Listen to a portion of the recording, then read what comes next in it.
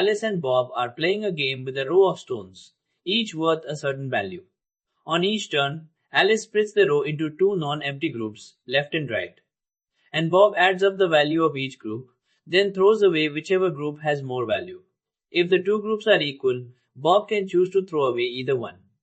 Alice keeps the value of the row that's left as her score, and the game continues on that remaining row until it can't be split anymore. Cut this row wrong even once and you can lose most of the game. Here's a row of stone piles. Pick any point and split it into a left half and a right half. The half with the smaller total survives, adds its value to your score. The other half is gone for good. Now repeat on the half that survived until only one stone is left.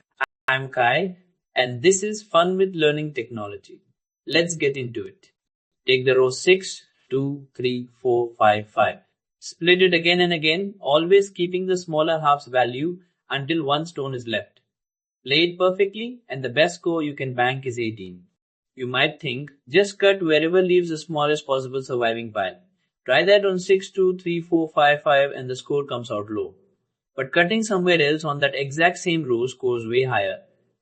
The best cut depends on what happens after it, not just the cut itself. So instead of guessing a cut, ask, for this row, what's the best score if I try every possible split and trust whatever the surviving sub-row's own best score turns out to be. That's the whole problem.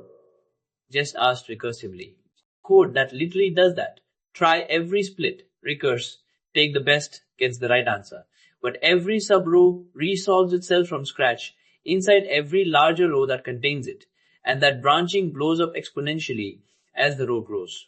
What's sub-row 2 through 4? Specifically, two different split paths, both land here. As the row gets longer, that same sub-row gets resolved not twice, but dozens of times. That multiplying cost is exactly what turns exponential. Fix the resolving, and the blow-up goes away.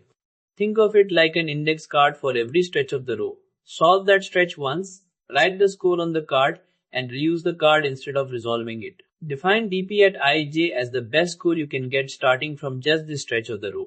And notice there's no whose turn dimension in that state because Bob never gets a real choice. He always discards the bigger pile. That's the clap if you've done Stone Game 2 or 7 first. Your fingers want to add a player parity layer to the state, and here it just costs you memory for nothing.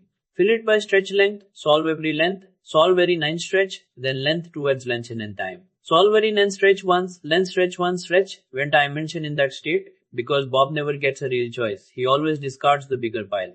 That's to compare two halves, we need their sums. First, pre-compute running totals once prefix at k equals the sum of everything up to k.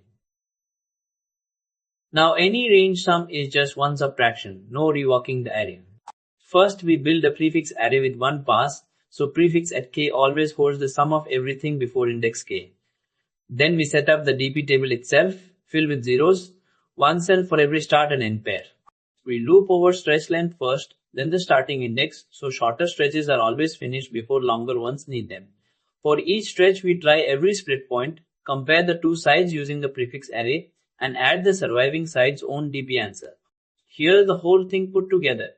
Build the prefix array, fill the dp table by increasing length, and return the answer for the full row. Back to 6, 2, 3, 4, 5, 5. Small stretches fill in first. Trivial, single stone score 0. Bigger stretches start reading from those finished smaller answers. The full row cell locks in the true best score, higher than the greedy guess.